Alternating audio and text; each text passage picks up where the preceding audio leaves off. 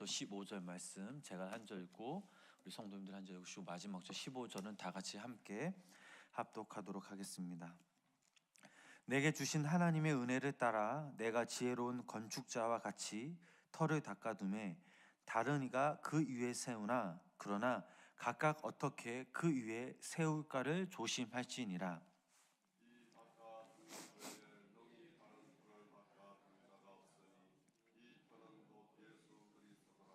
만일 누구든지 금이나 은이나 보석이나 나무나 풀이나 집으로 이 터 위에 세우면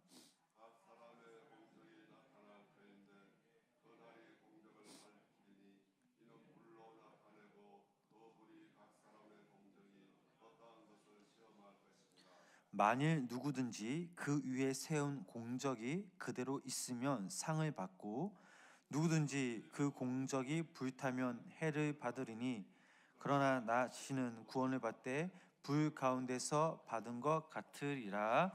아멘. 오늘도 이 새벽 하나님의 전을 찾은 우리 성도님들에게 하나님의 크신 은혜와 또 귀한 성령님의 은자가 함께 하시길 간절히 축원합니다. 사도 바울은 고린도 교회 성도들의 분쟁 또 다툼 그 어린아이의 그 모습을 보면서 하나님 안에서 바로 서는 중요함을 일깨워주고 있습니다. 사도 바울은 그 영적인 어린아이의 그 모습이 육신에 속한 사람이 되기보다는 신령한 그 사람이 될 것을 강조하였습니다. 그런 후 오늘 본문 말씀 10절부터 15절 말씀에서는 예수 그리스도 터 위에 또 우리는 또 하나님의 주신 그 은혜에 하나님의 주신 그 달란트에 따라 집을 짓는 업적을 세워야 한다라고 말하고 있습니다. 그 집을 세운 것이 훗날 불에 견디면, 여기서 불이란 세상의 풍파와 시련, 분쟁과 다툼을 의미하는데요. 또 여기서 이 불을 견디면 큰 상을 받는다라고 이렇게 말하고 있습니다.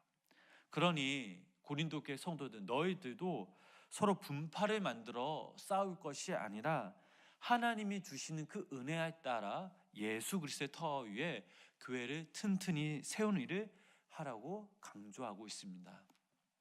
먼저 우리 본문 말씀 10절 말씀을 우리 다시 한번 우리가 함께 읽어 보시겠습니다. 신 하나님의 은혜를 따라 내게 지혜로운 건축자와 같이 터를 닦아둠에 다른 이가 그 위에 세우나 그러나 각각 어떻게 그 위에 세울까를 조심하시니라. 아멘. 여기서 눈여겨볼 단어, 그 말씀이 하나 있습니다. 바로 지혜로운 건축자입니다. 지혜로운 건축자란 그 하나님께서 주신 그 은혜를 따라 터를 닦는 이 건축자를 말하고 있습니다. 하나님의 은혜에 따라 터를 닦는다라는 것은 바로 하나님께서 주신 그 달란트, 재능으로 터를 닦는 것입니다. 지난 시간 우리는 고린도전서 3장 9절 말씀을 함께 읽었습니다. 그 말씀을 제가 읽어보면 우리는 하나님의 동역자들이요 너희는 하나님의 밭이요 하나님의 집이니라 라는 말씀이 있습니다. 우리는 하나님의 동역자다, 우리는 하나님의 집이다. 이 말씀은 즉 하나님께서 우리와 함께하고 있다라는 말씀입니다. 여기서 우리는 사도 바울 또 아볼로, 당시 있었던 그 하나님의 귀한 일꾼들, 또 오늘날 말하자면 하나님의 귀한 목회자들을 말하고 있습니다. 그런 거로 우리는 하나님의 동역자들이라, 함께 일하는 하나님의 사람들이라 라는 것입니다. 하나님의 밭이기 때문에 또 이 밭에 바울이 씨를 심었고 또 아볼로는 물을 주었으며 나중에 시간이 지나면 누군가 와서 거두게 된다라는 사실입니다. 씨를 뿌리는 자, 물을 주는 자 모두 다 같습니다. 여기서 중요한 것은 바로 종자입니다. 그리스도의 생명력, 이 생명의 말씀이라는 사실입니다. 그리고 중요한 것이 두 번째가 있는데 그것은 바로 그 종자를 자라게 하시는 바로 하나님의 능력이라는 사실입니다. 하나님 안에 있을 때 그 씨가 하나님으로부터 생명력을 얻고 자라게 되는 것입니다. 이것이 지난 시간 사도 바울의 비유의 말씀입니다. 그런데 오늘은 이 사도 바울이 또 다른 비유의 말씀을 전합니다. 뭐라고 말씀하고 있습니까? 너희는 하나님의 집이다 라는 말씀입니다. 그렇습니다. 우리는 집을 짓는데 어떤 집을 지어야 되냐? 바로 하나님께서 우리에게 부어주신 그 은혜에 따라 그리스도 터 위에 하나님의 집을 지어야 한다라는 사실입니다.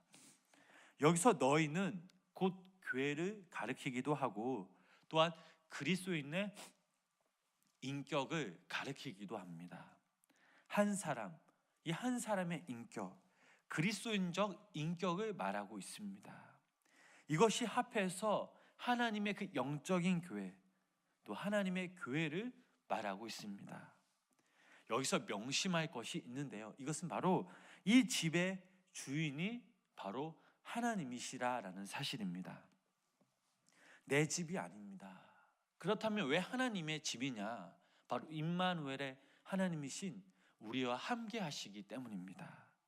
우리의 인격 속에, 또 우리의 삶 속에, 우리의 가정과 우리의 직장과 우리의 교회 가운데 함께 하시기 때문에 바로 하나님의 집이라는 사실입니다. 만약 우리 삶 가운데 하나님이 떠나면 어떻습니까? 우리는 아무것도 아님을 깨닫습니다. 하나님을 부인하고 나면 세상 사람들과 별반 다를 게 없음을 깨닫게 됩니다.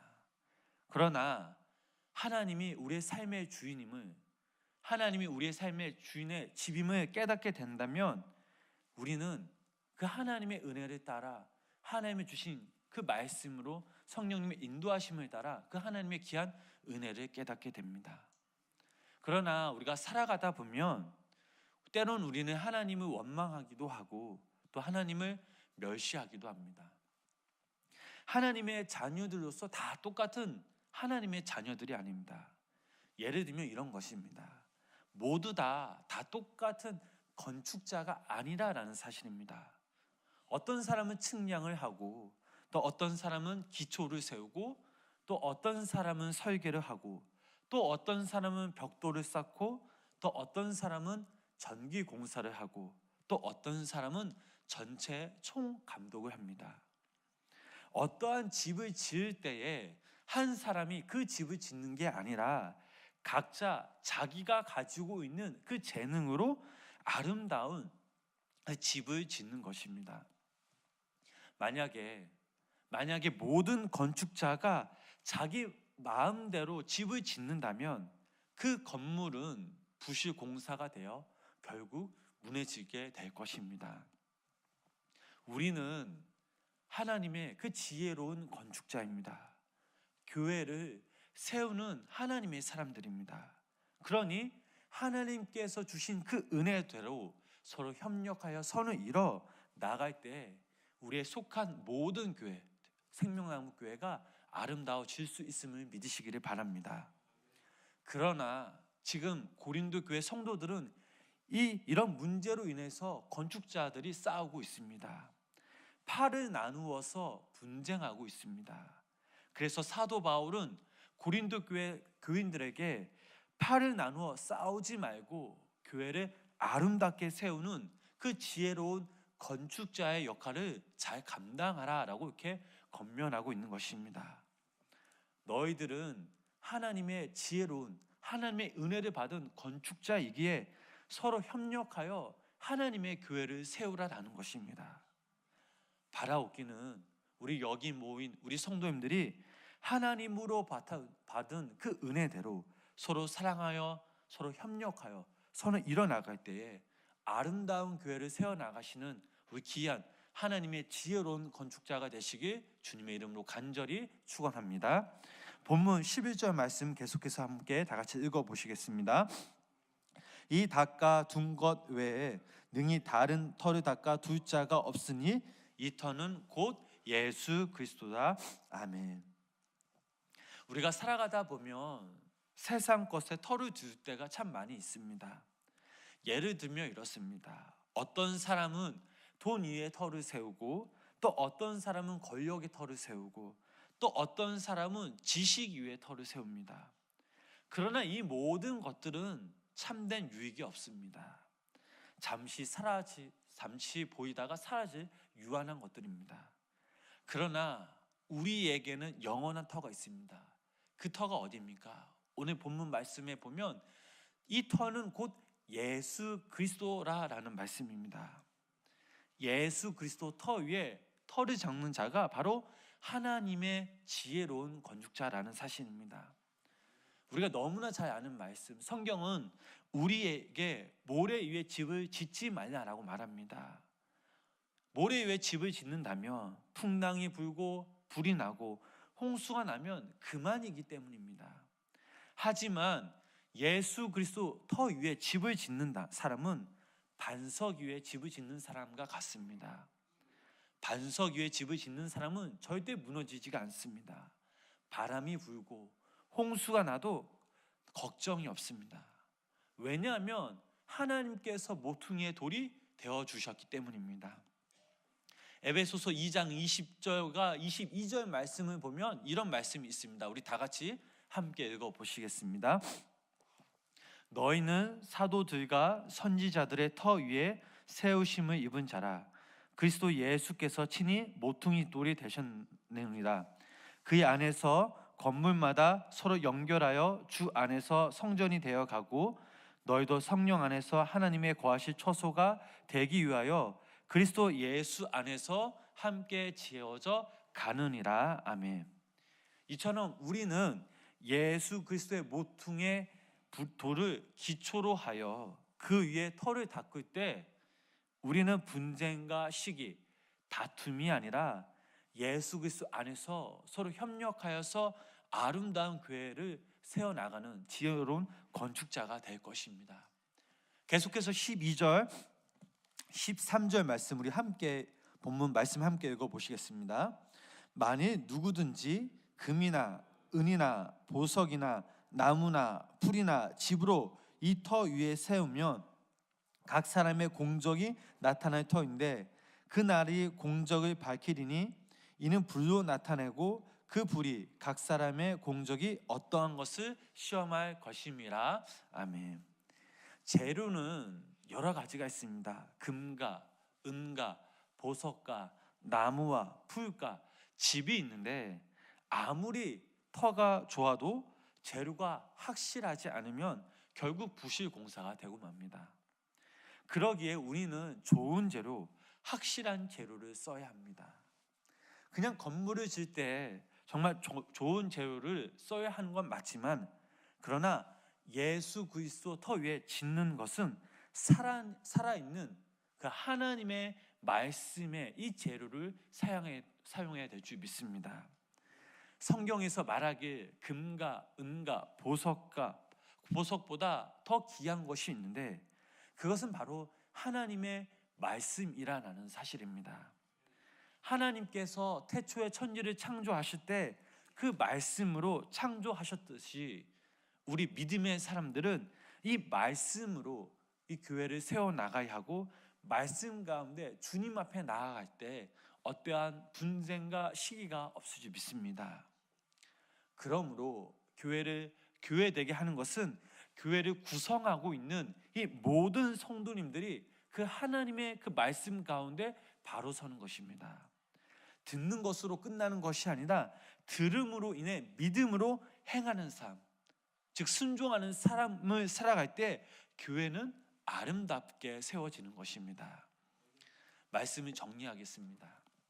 사도 바울은 오늘 본문 말씀을 통해 우리는 하나님의 은혜를 따라 지혜로운 건축자가 되라라고 이렇게 권면하고 있습니다.